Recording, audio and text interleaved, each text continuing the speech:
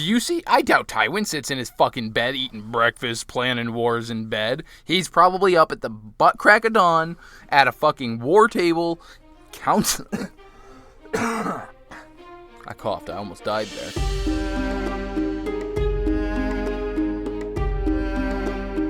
Heyo! Hey everybody, and welcome to another episode of Brotherhood Without Manners, your favorite full spoiler reread podcast of George R.R. Martin's A Song of Ice and Fire series. As always, I'm your host, Zach. Sitting here next to me is my brother, Nate. That's me. I'm Nate. That's you. That's Nate. I'm the Nate. I've decided. You're the Nate. I'm the Nate. So, not too much in news. Nothing really. Martin's updating his blog, and he's just chugging away. That's cool. Yeah, he's writing. That's and doing cool. other projects, too, which is cool, too, because I like his work, so that's awesome. Yeah. But he's also chugging away, so yay. So, if you've joined us before, thank you and welcome back. If you haven't, if you're new, we are full spoiler. We're ruin everything for you, so this is your warning at the top of the show. If you haven't read it before, go away. Cool. All right, they're gone. Yep. Anyway, if you have been here and you're back, thanks for coming back. As always, we appreciate you being here. And if you joined us last episode, we were reading Sansa 8. The Battle of Blackwater has ended, and so are Sansa chapters, because this was her last one of Clash of Kings. Right, people were getting their rewards from the Battle of Blackwater. Tywin reclaimed his place as Hand of the King and took his place at the council table. Joffrey cried like a little bitch. Joffrey also agreed to marry Marjorie Tyrell and join houses Tyrell and Lannister together. And, Tyrell and Baratheon. Excuse me. And Sansa was set aside. Sansa, of course, was happy by this news, thinking that she would be free now. Till Dantos was like, nah, you're going to get fucking abused by Joffrey. But Dantos also said, fret not, for on Joffrey's wedding night, your escape is planned, and here, take this cool hairnet that will absolutely not come into play at all in the future. It's not a Chekhov's gun at all. And so that was the end for Sansa. And this, well, Sansa chapters, she's not dead. As far as we know. We do know. It's full spoiler reread. Shit. Anyway, we're reading Theon this episode. And so last we had Theon chapters. What happened? Theon at Dig in Winterfell. Yeah, well, we knew that. Had killed the butcher's boys, or not the butcher's boys, the farmer's, Miller's boys to pass him off as Bran and Rickon. And Asha showed up. And basically he was like, hey, you did bring a lot of men. And she's like, hey, and I'm not leaving many either. I'm leaving you 10. I'm taking 10. You should come with me. He refused to go with her. And she left with leaving 10 men, taking the rest with her. At which point he was like, fuck, I should have went with her. And Reek came up and was like, hey, I can get you men. Just give me some gold, some silver, and some horses, and I'll come back. And he rode off as well, and Theon was like, shit, I don't know if that was a good idea, but fuck it. I kind of don't have many options, as everyone in the castle basically hates me. It was a bad idea again, Theon. Yes, it was a terrible idea. You should have went with your sister. Anyway, we are opening Theon 6 with this stupid son of a bitch laying in bed, eating some breakfast. So before we get into the fact that Luwin is there talking to him, already, fuck Theon. All right. Dude, they are aware, he is aware that they are about to be besieged. He's being told right now that they're right on the castle walls, but he's aware. You are still eating fucking breakfast in bed, you motherfucker. Like, get the fuck up and rule the fucking castle if you're gonna play the part of fucking prince. Do you see? I doubt Tywin sits in his fucking bed eating breakfast, planning wars in bed. He's probably up at the butt crack of dawn at a fucking war table, counseling. I coughed. I almost died there. Yeah, you got yourself all worked up. I know. It's crazy. He pisses me off. Like, why are you in bed eating your fucking breakfast when you should be preparing defenses, doing a million other fucking things that are not being that fucking lazy? Anyway, he has his breakfast interrupted. Fuck yeah, because fuck Theon, by wonderful Maester Luwin. I stared at Zach while he yawned right there. That was an awkward pause. I thought you were going to fill that silence. Yeah, but no, I decided I wanted to watch it. Luwin tells him that he must yield. You have no fucking chance. And Theon stares at his platter of breakfast and notes that he had another sleepless night. And his nerves are raw because of it. And the sight of food makes him sick. And he asks if there's been any word from his uncle. And Luwin's like, no, nor from your fucking father. They probably would have done something by now. They don't like you, brah. And Theon tells him to send more birds, and Luwin's like, by the time they read, and then Theon just send them! Throws the food all over and rose from Ned Stark's bed. He still thinks of it as Ned Stark's bed. So why are you sleeping in it then, on top of that, there'll be a few more times where he returns to Ned Stark's chambers. Like, you're claiming to be the Prince of Winterfell, but you're still, like, that's your chambers if you're such a badass. Yeah. Claim your shit, dude. And he asks Luwin, do you want me dead, Luwin? Is that it? The truth now. And Luwin's like, dude, no. I serve Winterfell. I serve the realm. I am, by oath and honor, bound to provide counsel. I'm counseling you to fucking yield, dude. I'll not claim to bear you any great love, but I cannot claim to hate you either. And even if I did, as long as you hold Winterfell, I am bound by oath to serve and counsel you. That's pretty much it. It sounds awfully familiar to a eunuch we know, but... You know. Yeah, and Theon kind of just doesn't even pay any fucking attention to this. He's just thinking, oh, well, I'm cold. I want fire. And where's Wex? I need all of my clothes washed. I'm not going to die in dirty clothes. Good. That's good. You know. So Luwin says that the battle for the north is going to be fought amidst the ruins of Moat Cailin, not here at Winterfell. And Theon says that he's got enough food here to last a year's siege. So, like, he's pretty good. And Luwin's like, you dumb fuck, there's not going to be a siege. They're going to swarm the walls and come over in 100 places at once. Yeah, there's like 30 of them. There's 2,000 of Rodrik's forces. They're coming the fuck over the walls. The keep might hold for a bit, but the castle will fall very quickly. And he says, you do better to open the gates and ask for... What, mercy? Mercy. Huh? Mercy. Huh? I know what kind of mercy they have for me. And he's like, nah, there's another way. Like, you can... And he just cuts him off again. I'm the Ironborn. I have my own way. Yeah, you don't follow that way either, though, dude. Like, you don't know any way, so you don't take any way. Theon's lost. Right. He tells him to send those birds, fetch Black Lauren and Wex, and have his garrison assembled in the yard. And so Luwin, he thinks he's going to decline him, but Luwin bows stiffly and does so. Because Luwin serves. It is a pitifully small assembly, and Theon says that the Northmen will be on them before nightfall, and he means to hold this castle, but will order no man to die with him. And so he draws a line in the dirt and asks, who will stay and fight? So I did think it was a little funny that he was taught by Rodrik the sword stuff.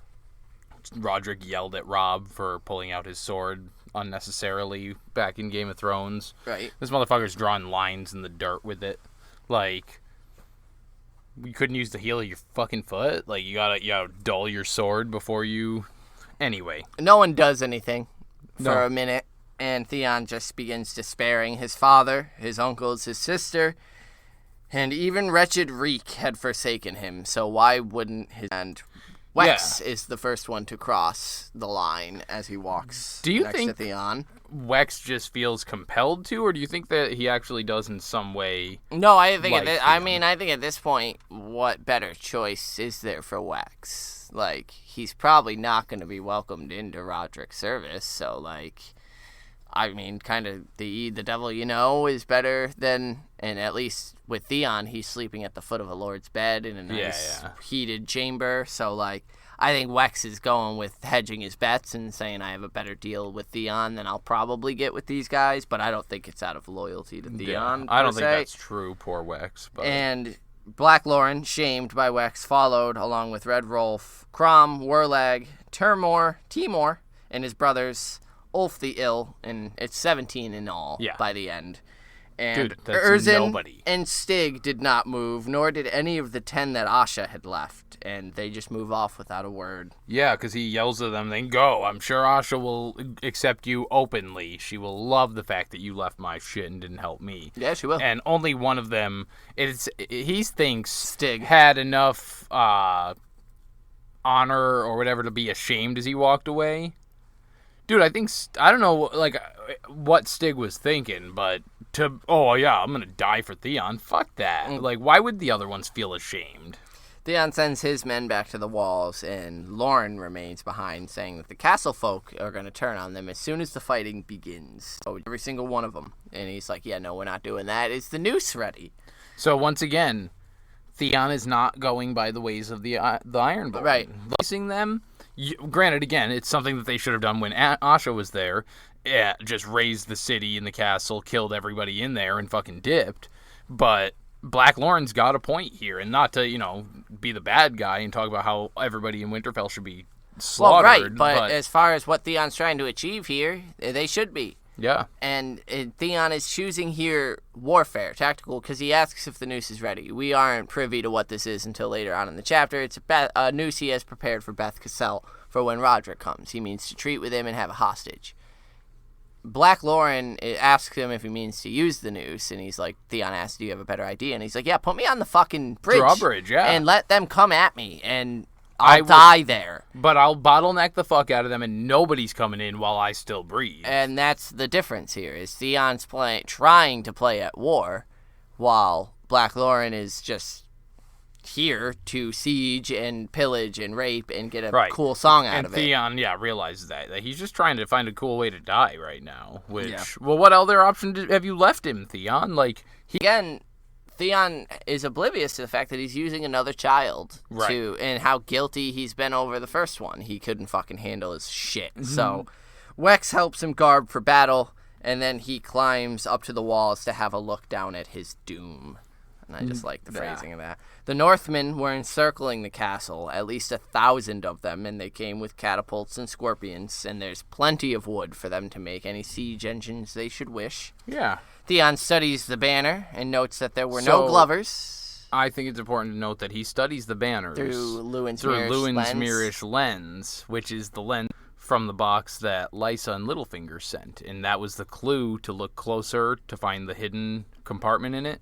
And so he is now holding the same fucking little lens that Littlefinger had sent up to start the War of the Five Kings. So I just thought that was kind of cool that he's got it right now. Yeah, he notes that there's no glovers, as Asha has taken care of them. And, I lost my place in my notes. There's no Boltons. No Boltons. Obviously, we know why. Roose Bolton was currently at Harrenhal, and the rest are with Ramsay. Is currently coming. And there's no Umbers. But soon enough, Bran and Clay were dude, friends. They were buddies. They talked. Sad. Yeah. Came before the gates with a peace banner announcing that Ser Rodrik wished to parley with Theon Turncloak. The name is bitter as bile. But the Turncloak, he immediately starts thinking of his friendship with Robb and says, I was supposed to be going to Pike to get my father's ships so that we could attack Lannisport. Yep. Which is where Robb, as you remember, the battle for Oxford Cross happened. Yeah. Maybe if his buddy had shown back up, he would have stuck with the phrase. True that. Theon says that he'll be out shortly and alone, and Black Lauren disapproves of this. He says the knights may keep their truces with those they deem outlaw. And that's fucking prudent. We are two different sides of a coin here, Theon. We came as raiders, rapers, and pillagers. They are here as knights upholding order and law. We didn't apply to the same fucking things for them. And again, Theon wants to play at war and wants to do the let's have a hostage and display her, and it's fucking stupid. Winterfell, and I will hold this castle. Now go find the girl and do as you're told. Anyone who must say he is a prince is no prince at all. Black Lauren gave him a murderous look. I, prince. And he goes off to do it. Yeah, and Theon has the realization here that Lauren has also turned against him. He's got nobody. Right. And once again he thinks, I fought against Robb. Actually, that's next. Well, because he thinks it seems as if the very stones of Winterfell had turned against him. And he thinks, if I die friendless and alone. So what choice was there but to live? And I mean, in a fucking arrogant, narcissistic, cunty way, I mean, it is a very good motivation. They wanted me to die, so I resolved to live type thing. On the pessimistic side of that, he could have had friends. More so, why live? Are you fucking done this? Well, right. You're obviously affected by it because he's not happy with the choices he's made. He just can't come to terms with it himself that he's fucked up and made decisions and should have backed out of this a long time ago. And he's still doing it. Recalling Robb sending him to Pike, that's a chance for his guilt to pop through and actually sway him another way, but he's still refusing to see either side of it. And So he rode to the gatehouse with his crown on his head. Again, he's refusing to give up this charade. He's so convinced that he's this badass. Engage in a woman pulling water from the well. Did well to hide their hatred behind sullen stares, but Theon could feel it all the same. Yeah, and he makes his way to the drawbridge where it lowers. Yep. And as it does, he gets hit with some cold air, cold breeze, and he shivers. And this kind of made me think of all the men of the Night's Watch who go out above the wall, right, or, and feel that cold. Real men can shiver. Yeah, I just thought that it was very funny that he's talking, oh, this is so cold, but then he's considering the wall. Mm-hmm. Like, even this isn't that bad compared to that shit, dude. And, so he rides out. He could feel the eyes watching from the boys, their empty sockets where their eyes had been. Market, with Clay Kerwin beside him, alone in the square, and yet Theon could see that they were surrounded by archers and knights everywhere. Every one of them wants me dead, he thinks. Boys he'd drunk, diced, and wenched with once. Your own doing. Yeah, like, you to when they were doing that with you, thought you had a shred of honor. Yeah, they would have been like, oh yeah, Theon's a shithead, but he's a good lad. Like, he'll help you out in a pinch. And now you've, according to these men, killed their children and killed the children of their lord, right? And it's not like you're killing Joffrey Baratheon. No, like, their lord was somebody they respected and idolized. Kids, yeah. The kids were great kids. They loved the people. Like, they're friends with all the. I mean, they do have their sense of entitlement. We see specifically from Arya's chapter. As far as lordliness, they do spend time among the small folk. They do know their names. They take the time to care for them, as opposed to people like Joffrey. And so to kill Bran and Rickon is to kill really two innocent. I mean, at this point, Bran and Rickon aren't aware of their entitlement. I mean, it's their privilege. They need to check their privilege, but they're 5 years old. They're not aware of stuff like that. It's that Westerosi white privilege. Right, exactly. And so Theon is just not getting it. These people hate you now, and you did it to yourself. And so he greets Rodrik, saying that it grieves him to meet his foes. And Rodrik, it grieves me it has to take so long before I can hang you, Theon Turncloak. And he tells him, I'm a Greyjoy of Pike. What am I expected to do? And he says, for 10 years you were a ward of Stark. Hostage and prisoner, I'd call it. And Rodrik comes back with, well, then perhaps Lord Eddard should have kept you chained in a dungeon. Instead, he raised you among his own sons, the sweet boys you have butchered. Would that I put a sword through your belly instead of in your hands. Fucking Rodrik kills it. Yeah, because he talks about how he helped train Theon, taught him warfare, and he should have fucking stabbed the kid instead of ever training him. So, when I was reading this, I was wondering, like, what point do you think Theon all of a sudden decided, I'm going to be a prince myself. I'm going to go to Dad and do it this way. Because by the sounds of things, like, he was still on board with Robb being his best friend. He wasn't a hostage. He was learned from being ward and friend of Robb Stark to prisoner hostage. The second he got to Pike, yes. Yeah. He got swayed so quickly by it was this freedom, absolutely, I think the second. And he tells him, say what you have to say, old man. I didn't come here to suffer insults. What would you have of me? 2 things. Winterfell and your life. Open the gates and lay down your arms. Those who murdered no children may go. But you'll be held for King Robb's judgment, and may the gods have pity on you when he returns. Yeah, and so I'm going to bring up our little friend Julian here, because he mentions that he thinks everything is foreshadowing. I think this little Theon line might be a little bit of foreshadowing, because Theon tells Rodrik, Robb will never say, and from, because you don't want to think anything Theon ever says is significant. Right. But, that's an accurate statement. He will break on Moat Cailin. That's not true. We hold the North now, sir. That's the Boltons. The North is... But the Robb will never look upon Winterfell again. Theon then offers his terms. Disperse by eveningfall. Swear to my father as king and me as prince. Any who do not will be destroyed. And Clay Kerwin's like, are you fucking mad, Theon? Yo, what? And Rodrik says, only vain, lad. Only vain. Theon's always had too lofty an opinion of himself, and then turns to Theon and says, "And don't think I need to wait for Robb. I've near 2,000 men, and tales have yours at 50. And Theon thinks to himself, 17. Sucks to suck, but he makes himself smile, and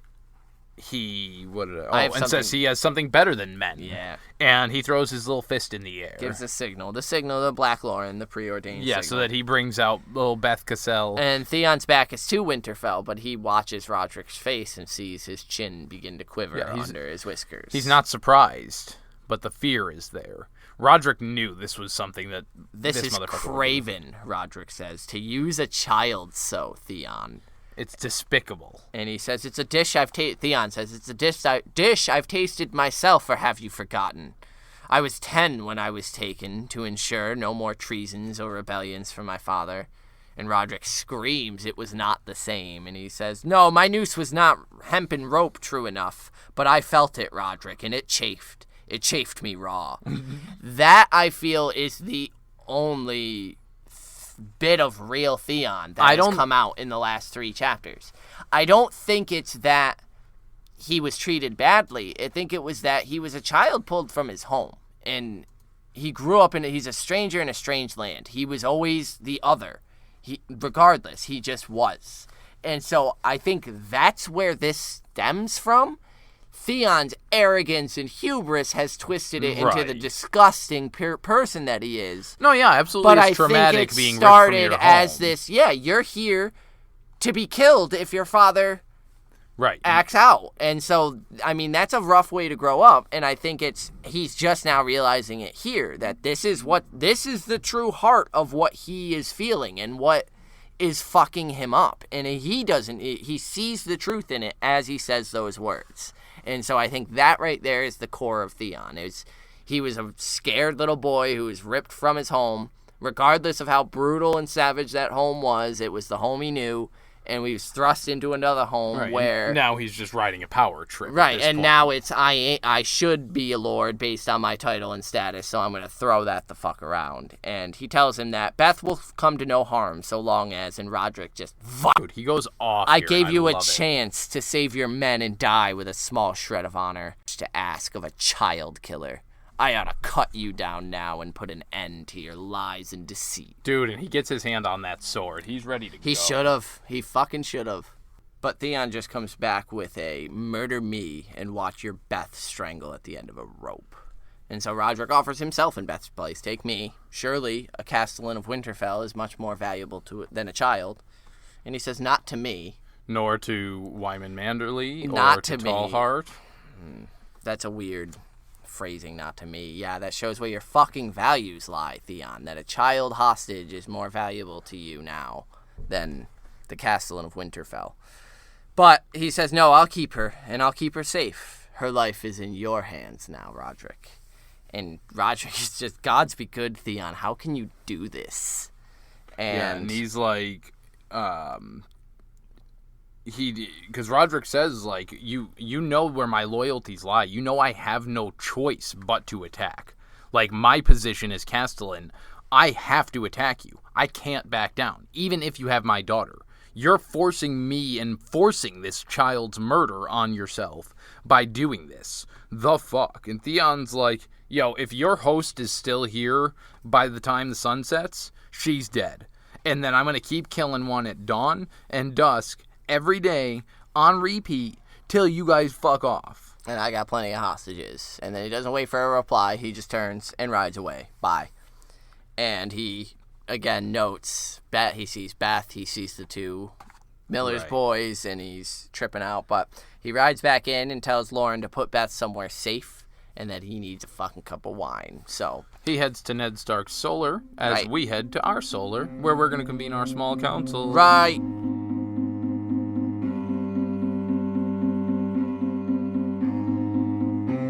Welcome to the small council. That was an enthusiastic reading. Yeah, it's a pretty enthusiastic day. We just like hearing from you folks, and it's fun to chat with you. We've had some great conversations going, both on YouTube and on Facebook, and so we would like to spend the small council to let you guys know where you can find us to join in on that conversation. Yeah, so the first place there, the Facebook, is just facebook.com/Brotherhood Podcast.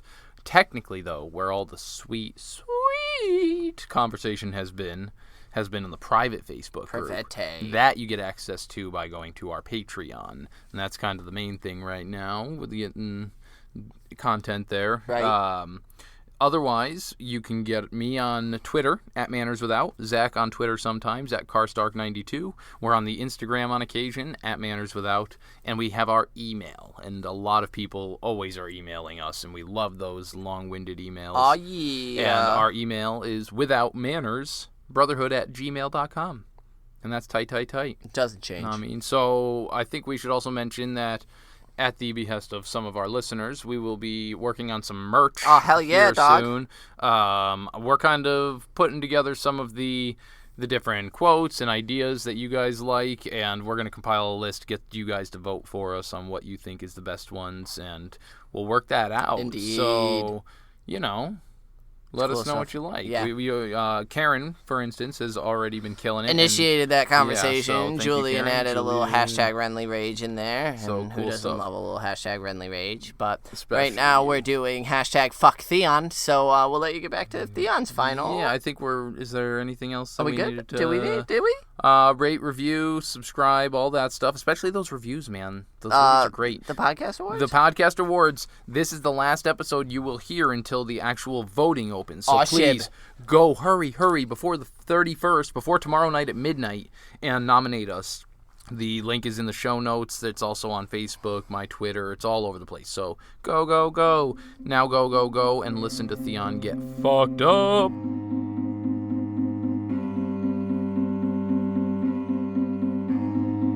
A fire was lit in Ned Stark's bedchamber. Again, Ned Stark's bedchamber. Once again, Ned Stark's. And Theon sat beside it, sipping wine as sour as his mood, thinking that they will attack. Rodrik loves his daughter, yes, but he is still Castellan and a knight besides, and he literally told you that he is honor, duty, and oath bound to fucking attack you. And he says... He also knows that if and when Rodrik does that, the castle's done. He's lost it. It's that. And so he sits and brooding on the injustice of it all. He was at Whispering Wood. He'd been scared that night, sure enough, but not like this. It's one thing going into battle surrounded by friends, and another to perish alone and despised. There. End the fucking chapter for Theon right there. Roll credits. Dude, you just said that Robb and the people you fought beside in the Whispering Woods were your friends. They had y'all back. You might not have gone into the Stark situation feeling all that comfortable being a hostage. You grew into being a friend of the Starks, and you threw that away. Well, I mean, you grew into being brother of Robb. Who was going to inherit. Like, Jon Snow, you were a bit about the equivalent of Jon Snow. Like, and like Jon had his relationship with Arya and Bran. He wasn't particularly close with anybody else in the family. He was, him and Robb got along, but Robb was the true-born heir. Right. And so they had their little rivalry. Right. They were Robb bros, right. Theon was exactly that. Theon he was Robb's confidant outside the family. Dude, if Robb maintained King of the North, him, right. And if Theon stuck with him, Robb wouldn't have lost. This war would have gone much differently. Would have been a prince. Yeah. He would have been, if not necessarily a prince, eventually he would have been made like Lord Commander of his Kingsguard or fucking some shit like that. Right. Like his hand, I don't think he'd be his hand, but that's why I said Lord Commander would make sense. But you fucked it all up by getting that power trip. Finding no solace in his wine, he tells Wex to fetch his bow, and he goes to the old inner ward, where he begins loosing arrows at some archery butts, and thinks that he saved Bran's life with this bow. Would that he could save his own. And I think it's interesting, because just a couple chapters ago, he was thinking how he saved Bran's life with that bow. It'd be a shame to have to end it with the same one. Right. So he's, I like that Martin mentions here that he's shooting in front of the broken tower to his back. And as the sun is moving across the sky, the tower's shadow is reaching out like stretching because of towards him. the broken gnarled top. It looks like fingers reaching out. Is this like Winterfell foretelling Ramsay's like? That's what I'm thinking. Coming and grabbing him. And I think it's cool. because as much as I fucking despise Theon, if you didn't know, fuck Theon, I don't like him. He is... Whoa. Yeah, dude. Fuck Theon. Yeah. He's somehow tied to Winterfell. Right. Because he becomes the ghost in Winterfell. That's why, like, you were saying a couple chapters back that you don't think all this stuff with Winterfell is inherently... I do. I think Winterfell has once accepted Theon and was once like, he betrayed the castle itself. He betrayed a king in the north. Robb is not just Ned Stark's son. He was declared king in the north, something that has not happened since the Starks knelt to King Aegon.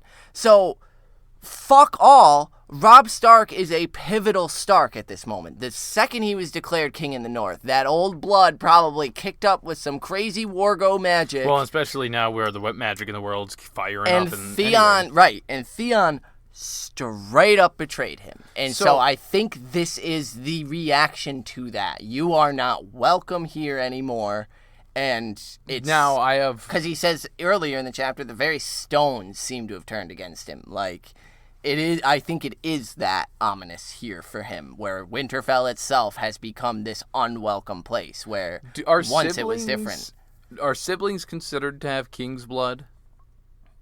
Like, yeah. I mean, that's what they would like. Stannis, if he didn't name, if Robert was still alive, would still be considered to have king's blood in him because of. Yeah. So. I mean, it passes from Stannis to Shireen. Well, it's like against like, and that's what I thought. Like, and so that means that killing Bran and Rickon, which he didn't, obviously, but if he had, would make him a kingslayer. Like, he's killing somebody with king's blood, and like, there's magic in that, which could spill that. Again, doesn't make sense since he didn't kill them. Right, it's almost like he's got this little curse on him that's going to keep him fucked in this place, but also maybe once he's starting to... Well, that's what it is like, this particularly felt ominous for me of, like, it's not, it is reaching out for him, and it's holding him here, and that's why he returns here later and becomes the ghost in Winterfell, with Ramsay and the Boltons holding Winterfell later. Because he never left. His ghost has always been he was there, it almost like that's here. Who the Hooded Man is Theon's other fucking... Like a projection, the Winterfell projection of him, the Obi-Wan fucking, I am Theon, So he starts thinking while he's shooting, because he shoots till his fingers bleeds, that if he hangs Beth like he's supposed to, they're gonna attack at once. Why wouldn't they? Right. But if he doesn't hang her, then he's going to be shown to not keep his word, and they're going to just attack anyway and be like, whatever, fucking... I can't recall, but I do believe this is also what happens with the Siege of Riverrun. And the phrase where it's this empty threat of we're gonna hang him. Oh, with Edmure. Yeah. And they bring him out, make a show of it, and then go. And this is a very valid thing of And Theon is proving here that it is basically an empty threat. Like, he doesn't want to hang the girl. He doesn't want them to attack. He's fucked. He's fucked. So he thinks there is no way out. But Luwin approaches. You're gonna need many more archers that can I'm your last hope, bitch. Dude, he literally says, I'm your last hope. And that's so awesome. And he comes out with it. Take the black, which is what he was trying to tell Theon earlier. Take the black, go to the wall. The Night's Watch has always been a friend of Winterfell. Rodrik will be duty sworn to allow you to take the black. As somebody who broke the law, you have that option. You have the option to either be killed or take the black. And if you do that, you're golden, bro. And Theon thinks the Night's Watch meant no crowns, no sons, no wife. But it meant life. And a life with honor. And then he goes on a fucking Waymore Royce rant about how he's got black garb aplenty and would probably rise up to be chief. I'm sorry, who the fuck calls it the Chief of the Rangers, 1, and 2, Lord Commander? Suck? No! You do not equate yourself on the level of Old Bear. Theon, fuck you, Greyjoy. I hate this rant. It pisses me off, and it reminded me of fucking Waymore Royce, and I want what happened to him to happen to Theon. So I kind of liked this rant. I also saw it way more Royce-y, but also, this was your last your last chance. And you turn it into a cunty power play. Even if he did that, you still forewent this. You didn't take this path. These were almost valid things that could happen. You go up there, you are a lord. You are still Theon Greyjoy. They don't care that you're a lord, but they've meant, we've learned through reading. Well, he says, let Asha have the islands, as a slow smile spreads across his face, because he's thinking, shit, if I served at Eastwatch, I could have a boat of my own. Fuck, I could even take wildling women, because what wildling woman wouldn't want a prince in her bed? He is not thinking that his name will mean shit. He is going up there still thinking he's as a prince. Right. With wildling women, you're going to get your fucking dick cut off. I think that'd be the funniest shit ever. Funniest shit. I hate him. I was okay with the Theon hate up until this fucking Night's Watch rant, where this little pissant is like, yeah, no, I could become Lord Commander. Yeah, and that's, what's funny is seeing the difference, because we've gotten now a full book's worth of point of view chapters for this fucker. We've seen Jon's point of views for quite some time. We've seen the difference between a Lord Commander and the making. And the reasons for going to the wall in the first place. And having that, because, like, he thinks of that. He's like, well, actually, Ben, Ned's brother, went up there, and he's an honor. But, like, these people that are going up there are still serving. I could go up there and have a good, honorable life. You can't turn a black cloak. Like, that's what, for him, it's to expunge the stain on it. Serve and get away, because he didn't have a place here. Find his place in the world. And so, yeah, there's a Lord Commander in the making and a little wannabe fuck all nobody. At which point, they get interrupted by a shout of Prince Theon. Prince Theon! Crom comes running up, and he says, the Northmen are fighting. Hundreds of men came up and made to join them at first, but now they've fallen on them. And Theon's like, is it Asha? Did she come back to see it? And he's like, no, they're Northmen. I fucking told you that. I just said that. And then he describes their banner as the flayed man of the Dread Fort. And Theon is like, there's no way Reek could have done this, so I'm going to go see for myself.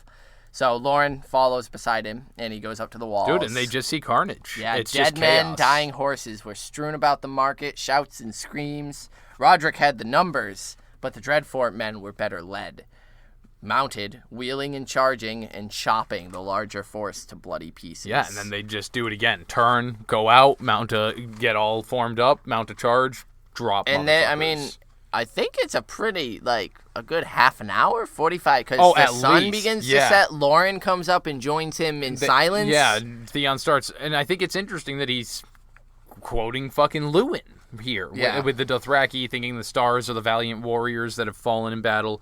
But yeah, it's not a short battle. There's 2,000 dudes being killed by, maybe a couple hundred. The inn is on fire, and as night grew, it grew hard to see what was happening below, but finally, a column of mounted men rode out of the smoke, and leading them was a knight in dark armor with a red helm and a pink cloak fluttering from his shoulders.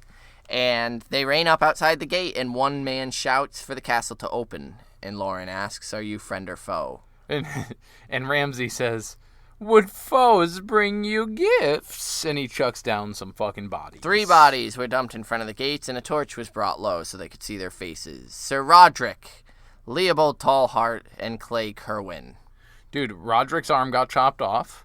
Clay Kerwin's up. And it took an arrow to the eye. Dude. Little Clay. And I would have brought you Sir Manderly. Luwin gave a cry, threw himself away from the wall, and then fell to his knees sick. And yeah, he says that pig Manderly was too craven to come, or we would have brought him as well. And Theon thinks, I am saved, so why do I feel so empty? Because you're looking at Rodrik dead, and because your friends are dead, and Clay Kerwin dead, and Luwin vomiting on the ground as a reaction to this. Everyone who once was a friend to you is responding negatively to this situation. And is dead now. Yeah, you're getting them killed. And so he orders the gates opened for his new friends. Well, for his friends, not new friends. Yeah. And Theon goes down to meet the Dreadfort men in the yard and asks how many they lost. And 10 or 30, Red Helm, he calls him. But so it's when he let them in, he said, maybe tonight I'll sleep without the fear of the dream. Yep. Dude, I just think that's so awesome that as these people are the worst part of your life is just about to start. Yeah, he Theon, thinks. You are just about he thinks this is salvation. Right. And this isn't the first chat. Sansa did the same thing. She had this switcheroo. It wasn't as severe, But she had this kind of, I'm saved. No. Fucking boom. But he says, Rodrik had you 5-1. That's a pretty good mirror that I never noticed. Oh, yeah, right yeah, there. yeah. Especially back-to-back chapters. Like, maybe D&D were onto something with Sansa and Theon making some work together. But Theon says, Rodrik had you 5-1. And he said, Ramsay answers saying, he thought us friends. A common mistake. When the old fool gave me his hand, I took half his arm instead. And then I let him see my face. And he removes his helm, and this is when Theon's like, Reek? And he's like, no, that wretch is dead, motherfucker. And he explains the whole situation, that right before they were caught, he swapped clothes, sent that fucker off who got killed, took his place, and... Fuck. Hey, this mastermind, dude. This fucking mastermind. And he asks for his promised reward, the girl Paula, who was promised should he return with the 200 men, even though he came with more than 200. And so Theon just thinks, pay him his pound of flesh and deal with him later. And so he says, Harag, go to the kennels and bring Paula for Ramsay, he said, with a smile on his lips, but not in his pale eyes. Snow, my wife, called me before chewing off her fingers, but I say Bolton. You'd offer me a kennel girl for my service, and his smile curdled. Yeah, and the tone that he used in the voice freaks Theon out. She is what was promised. And he says, I think I'll have your bed warmer. What's her name? Kira.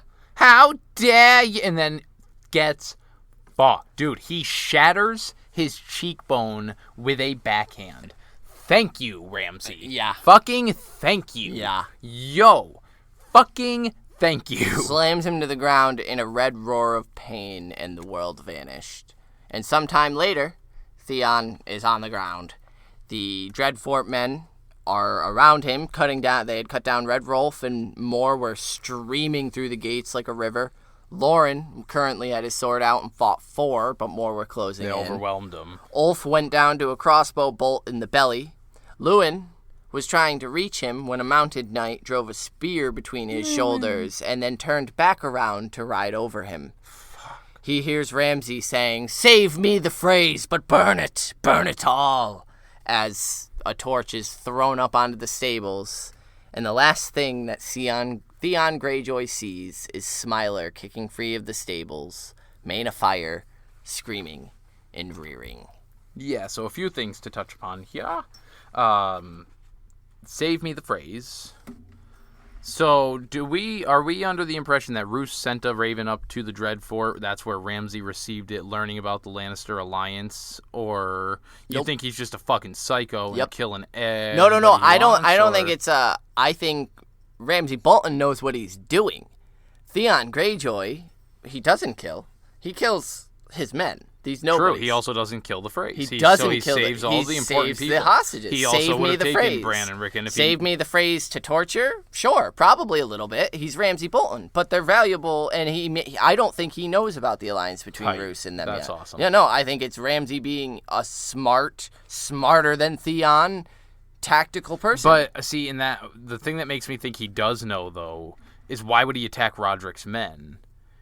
Like, that's very ballsy to just assume that, now the Boltons are going to control Storm, Winterfell. We pick up with Roose basically disowning him and saying, my bastard's fucking awful. Like, he vanished off with Theon. I don't know what the fuck, because that news spreads very quickly. True, that's true. So I think at this point I think at this point, Ramsay doesn't know, but Roose is very quickly going to bring him into the fold. Yeah, I think part of the disowning is he did some bad shit, and until we're back in good graces with the Lannisters, then we need to pretend like this is bad shit happening, and then he finds an opportunity to make that work in their favor. Right. Gotcha. Right. Tight. You got an inductee? That was just the first part of that. Next he says, burn the rest. Yeah. Burn it all.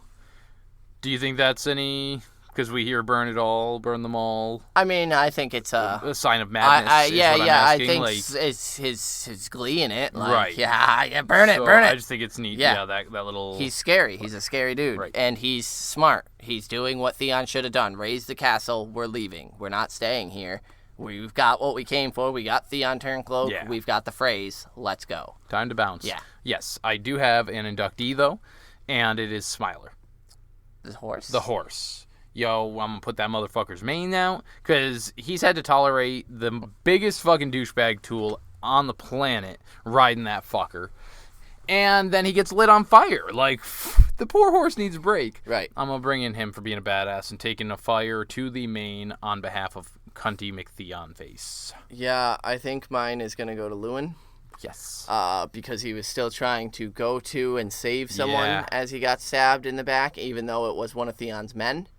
And so, God damn it. And the way he reacted to Rodrik and Clay and Tallheart, like, poor Luwin, man. He's had a rough go of it the last, month or so with trying to keep it together with the kids, with their parents being in the war, and then and then Theon showing up and causing the shit. So Luwin, because he's on his way out. Oh, Luwin. And just honorary, because damn the body count of familiar faces in this episode. We lost Clay Kerwin, F for respects. Rodrik, F for respects. Older Tallheart.